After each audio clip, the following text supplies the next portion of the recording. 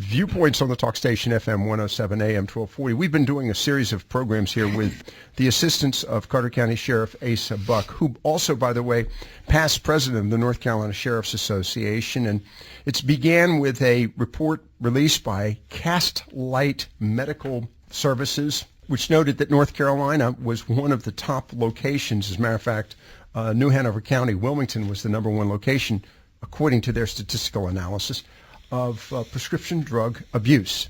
Jacksonville came in, I think, number 12. I'll have to go back and look at my documentation on that. This applies to our area in a very big way. I hold in my hand a story from the Los Angeles Times about a town of Everett, Washington, the state of Washington. The headline reads, "How Black Market OxyContin Spurred a Town's Descent into Crime, Addiction, and Heartbreak." It tells two interesting stories, and wraps it up with also a dealer. And one, a young lady who is the daughter of a medical internist, a doctor in other words. Another one was a young man, a builder who had been fired from his jobs, who was engaged in 14 armed robberies to pay for his habit using a toy gun. The story, unfortunately, concludes with the demise of Catherine or Katie McKnight.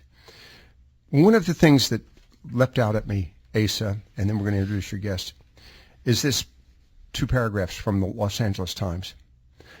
OxyContin seemed to attract people with no criminal records and stable homes, jobs, and families. They were a segment of society you would never have anticipated, said Colleen St. Clair, a former Snohomish County prosecuting attorney who worked in the narcotics unit. We said this earlier. We were talking with an individual, Holly, herself, right, a recovering addict. And I said it, I blurted it out. This was, of course, financed and funded by gangs. The Crips were one of the gangs. They were doctor shopping. They had a mill. You'll hear that term here in a few moments. You will share that with us better than I. But they were using 80 milligrams. They were called 80s. And the doctor said he had never, in his years in prescribing, this is the father of the young lady who dies, had never, ever prescribed anybody with that kind of level of OxyContin. And they also apparently smoke it, interestingly enough. I didn't know that. But I think the important part of this is OxyContin seemed to attract people with no criminal records. And in this particular case of the young lady, one experience with OxyContin was it. Right. So we've got a problem. And you said just a few moments ago as we were leaving the first segment, we've got to police ourselves. We're not going to be able to put enough law enforcement officers out there or have enough counselors who we're going to introduce to solve the problem. So with that, let's start with your guest joining us this afternoon. Yeah, well, glad to have with us today Don Mrdjenovic. He is the Director of Carteret Counseling Services in Morehead City. And I won't talk too much about Don. I'll let him talk more about himself, but he's been around for a while. And I must say he's been very helpful to me. I mean, I know a fair amount from the law enforcement side, but when really started looking into this issue, and I'm certainly not an expert in the area of counseling and treatment and that type of thing, and Don's been around for a long while, and he's really helped me to understand the issue from other perspectives. That's why I thought it would be important to have him and come and be on one of the programs today to speak to the issue of substance abuse and treatment and counseling and what's available in our area and that type of thing. And so I'm glad to have Don on the radio with us today. Don, thanks very much. How long have you been in the counseling business? Well, first of all, thanks for having me. I'll start. I've been in the field for a little over 24 years, and myself, I'm in long-term recovery. I've been in recovery for 27 years. Okay, so you yourself have experienced this firsthand. Oh, absolutely. And I'm retired military, so when folks tell you they don't happen to that population, they would be fibbing to you. It happens to that population as well. I'd like to thank you for having me on board, simply because this is a controversial issue. Everything that I say somebody's going to have an argument against whatever comes out of my mouth, positive or negative. There is no one segment of society that is going to agree with it across the board. They've got their own ideas of what it is, what it isn't. You know, you made mention of here's a group of individuals that apparently don't have any kind of history at all, yet they're attracted to this particular substance. And I know exactly why that is. Okay. Why? Well, because when I was stationed up at National Naval Medical Center, Bethesda, and we co-sponsored an addiction fellowship to teach psychiatric residents from Walter Reed Army Naval Medical Center. I was one of the trainers. The addiction fellowship was co-sponsored with the National Institute of Health. These are really smart people, okay, and they've been studying this for a long, long time. It's not like substance use disorders are new, Right. And every single profession, everybody's looking for causation. What causes? What's the causation? If we can figure out what's causing it, then we can go fix it. Certain colors. Right. Or certain foods. Yeah. That Right. automatically leads to, the counselors have this idea. Yeah. Psychologists have this idea. MDs have this idea. Internists have this idea. Psychiatrists, which are all MDs, have this idea.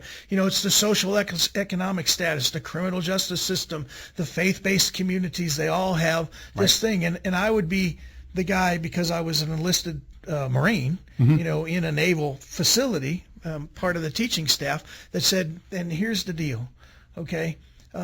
You all come up with these reasons on why everybody's doing this, but there's only one reason, to be honest with you, that people use drugs or alcohol, okay? And that's because they work, okay? Okay, yep. They work. They do what they were designed to do. They overcome the pain. They change your mood. Gotcha. They're all mood altering. They may have other purposes involved, but if somebody is given an 80 milligram Oxycontin and it is their first experience with an opiate, okay, they may have an allergic reaction to it, and it may, to that particular person, go, oh no, they're opiate physiologically, they're opiate intolerant. They don't like it. Those folks are known. When they go to the ER room, they jump up and down and tell the doc, don't give me any of that stuff. I will break out. Okay. And then there's a whole bunch of the population, which is a majority of the population. When you give them that particular pill, they go, life is great. I'm wondering why I ever had a problem in the world. Everything is wonderful. I have arrived. My ship has come in. I'm complete in my own skin. This is wonderful. And for them, it's a wonderful experience.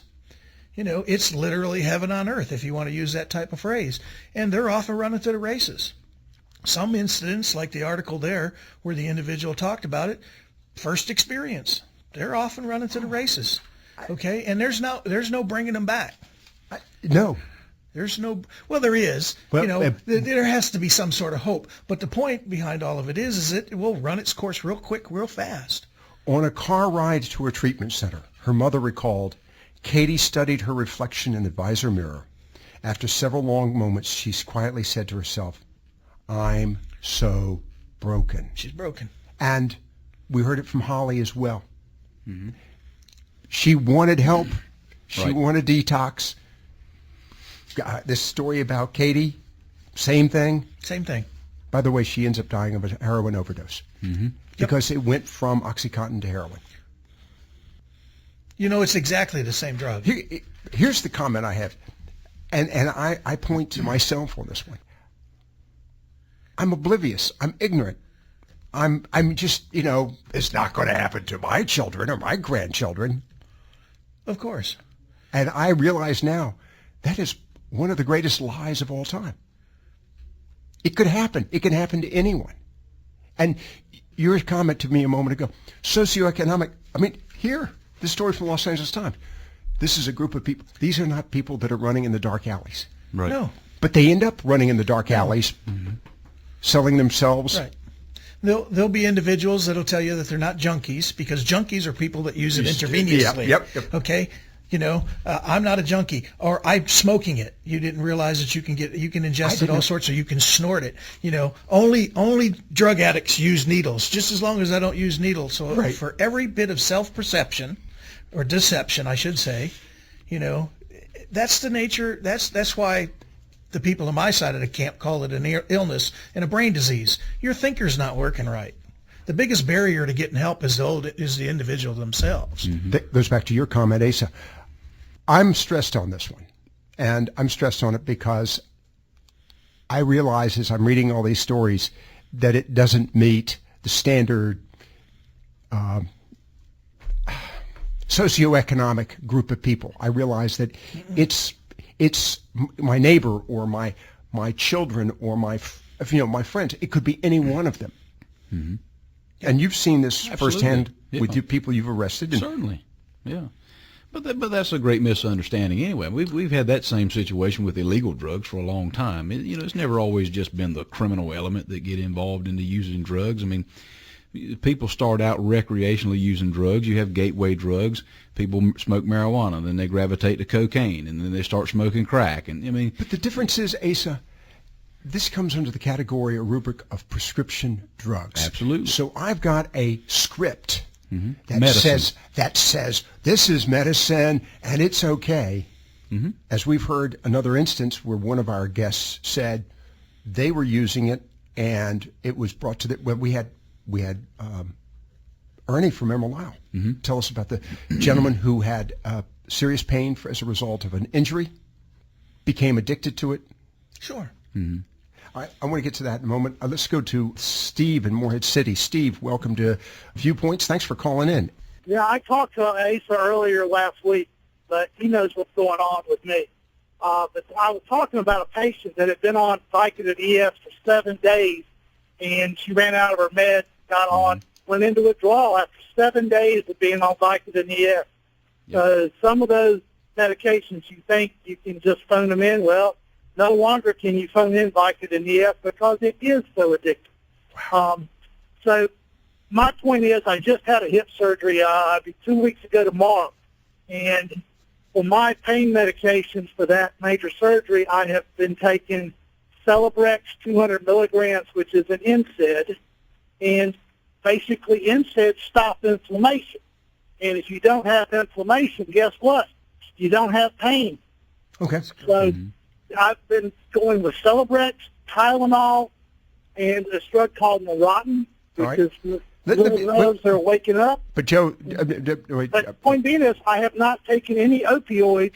But Steve, yeah, you're a dentist. You understand pain management. You've also dealt with everything from Novocaine, et cetera. But my doctor was not going to prescribe me an NSAID. He was giving me morphine and OxyContin to take. That's correct. Okay, and so I've been on Celebrex the whole time, and I ripped up my prescriptions for OxyContin and morphine. Okay, my point is, you're a doctor and you see the value of this. So that's why I'm talking to the general public. I dropped off a letter to the editor. Okay, all that stuff is in there. You'll put it in the paper this week. Okay, and I hope more people read it. It is a wonderful story of how patients need to ask their doctors not to give them opioids and to go the route of NSAIDs. There are wonderful non-steroidal anti-inflammatory drugs now that are very potent and are safe to use and don't give you dry mouth. They don't constipate you. They don't give you dry eyes. They don't have any side effects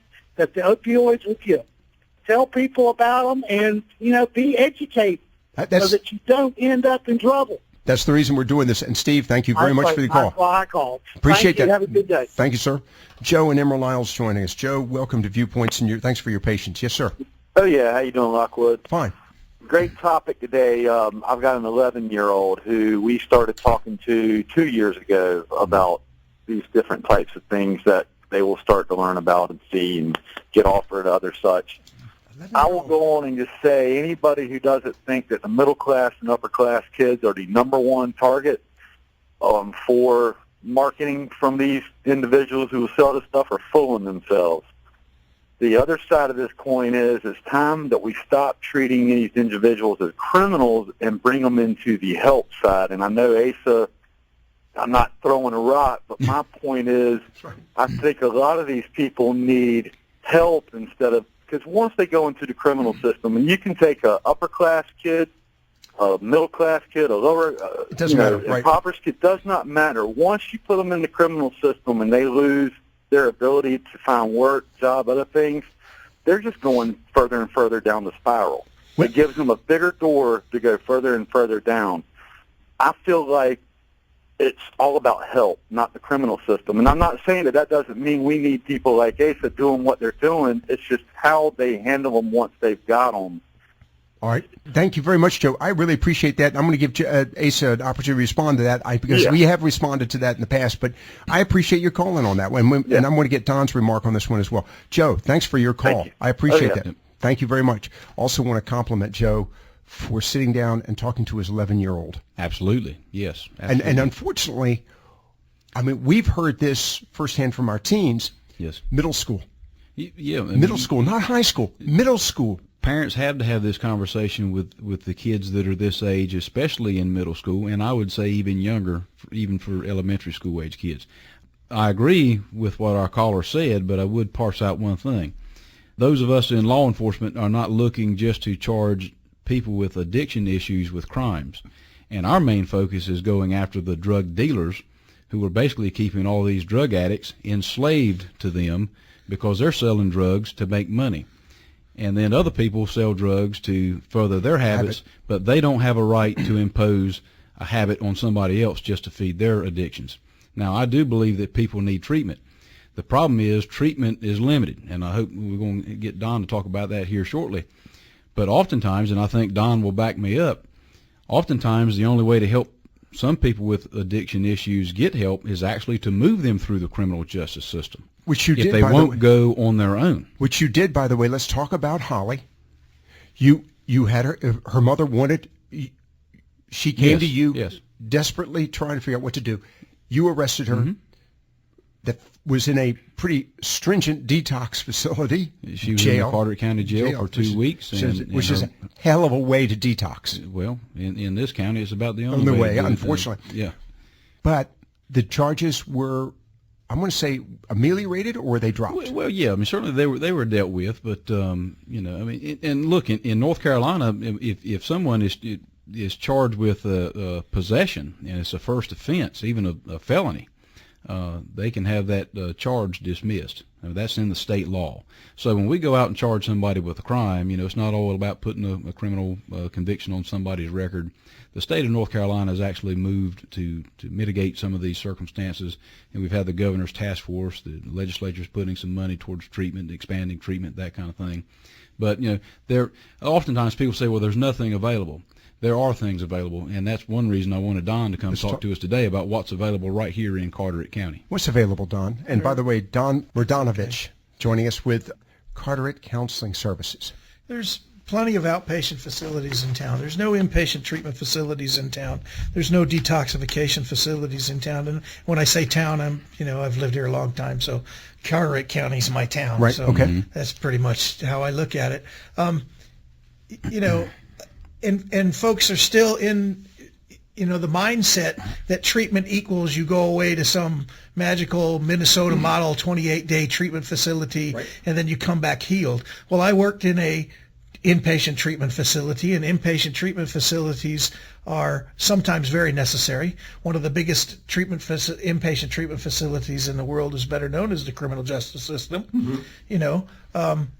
But that in itself, just putting somebody in a safe, secure area, doesn't necessarily give them the skills that they need and make some sort of modification, behavior changes to help them deal with whatever it is that they need to deal with to stay clean and sober off of drugs and alcohol.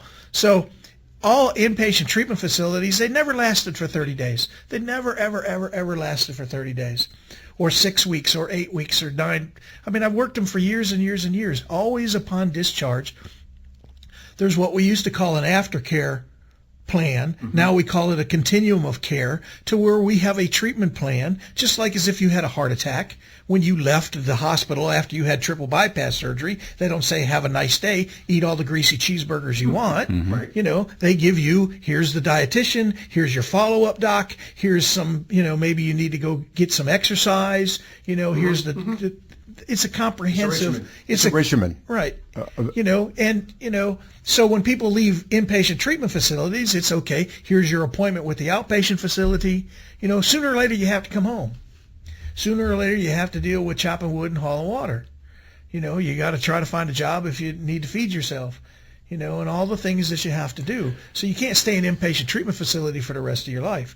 So there's no magic in that we don't have one of those here. Okay.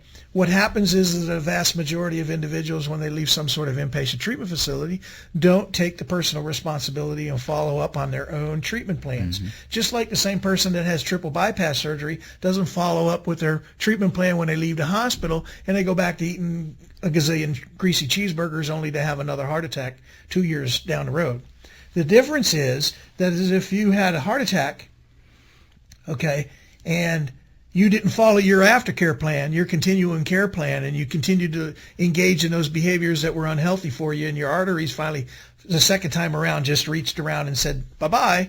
If you show up over at the emergency room, they give you the best medical care that they can give you to. If you show up to any medical facility, they don't say, you didn't follow your treatment plan.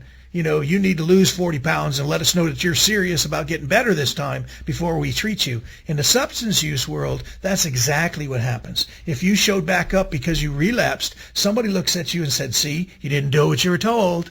Okay. When you're ready, you weren't ready before. You say you're ready now. What are you going to do differently this time? And we pretty much chastise people, when they come back after they've had a relapse. And if getting off of this stuff was easy, we wouldn't need guys like me. We wouldn't need gals like me. We just send them one time to a 28-day program, give them the, online course, have them fill out some forms, talk about our feelings, and say, here you go, here's some NSAIDs. These work just as well. Their minds aren't geared for all of that stuff. So relapse is not part of the recovery program, but relapse is part of the disease process, and it happens all the time. So there's a list of facilities. We have halfway houses in town, long-term residential facilities. We have Hope Recovery Homes. We have Loaves and Fishes. We have, is Tammy up and running? I don't remember. Not yet. But there's individuals that are trying to do some of those things. And let me just make a comment. You mentioned Tammy. Tammy Thomas retired from the sheriff's department in advance. She could stay with it. She's telling me that she was, in line to eventually retire, but she took early leave because she felt so compelled. Again, that statistic was unnerving as well. Over 200, and these are the calls that were received, overdose calls.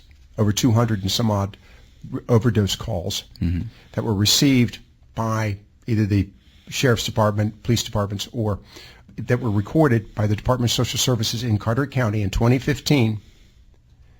Out of over the 200, 174 were women, and the average age was 45. Yeah.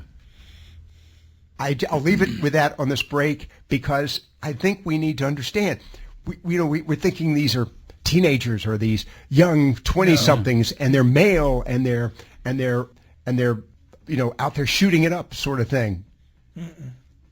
But they're not. Plenty of soccer moms out there too. Yep. Yeah, that's all walks of life. This is not a matter of back alleys, ladies and gentlemen. These are recreational drugs. They're stolen from homes. They're prescription drugs. They are owned and possessed by people who legitimately need them. By the way, we're going to be talking to a doctor next week, as I recall. That's correct. I have had numerous calls from folks who have serious medical circumstances and conditions. They're using these drugs appropriately. They're feeling that we're trying to somehow, I say they're feeling, I got the impression in the conversation, we're trying to deny this access to them. That is not the case. No. But the story that was really very telling, ladies and gentlemen, was an individual who called in whose father was dying, end of life stages, and a family member who they seldom saw stopped by to see this elderly gentleman and removed his OxyContin and whatever, oxycodone and whatever the other products were. And because of restrictions from the pharmacy student, these are legitimate pharmacists and doctors. They were very concerned about doctor shopping. The gentleman had to go almost 30 days without his medication. Right. And that's a family member doing that. That's right. Excuse me? Okay. Yeah. Let's talk about this, Don, because you pointed something out. You said talking to my grandchildren, it's a good thing to do. Joe, good thing for you to do. But, let me hear the but. Well, the butt behind all of that stuff is, and I've watched people, the sheriff's department has always been into the DARE program, right. And then somebody wants to throw out the statistical data that says it's had absolutely no impact on any of this, that, or the other thing, and it hasn't reduced this, that, Proving or the a other negative. thing. And I'm like, okay, great and wonderful. And you can't prove a negative. You cannot prove a negative. Right. And I'm like, well, how do you know that? Right. And so when it comes down to prevention, a lot of folks, the prevention folks, I said everybody has a controversy. The prevention folks will come out there and say, we need more prevention. We need more prevention. We need more prevention. If we would have just had us talk to the kids, right. It's all bad parenting. And no, it's not all bad parenting. And no, you can talk until you're blue in the face. And guess what? Just like that 24-year-old that died, the first time she took one at a party, hey, what is it? It's blue. Let's take it. She's off and running to the races. Her parents talked to her about all that stuff. Yeah. She grew up in a medical facility. She knew it was just a one-time thing. So does that mean don't talk to your kids? No, absolutely not. Talk until they're tired of hearing from you, and then beat down the door and talk some more.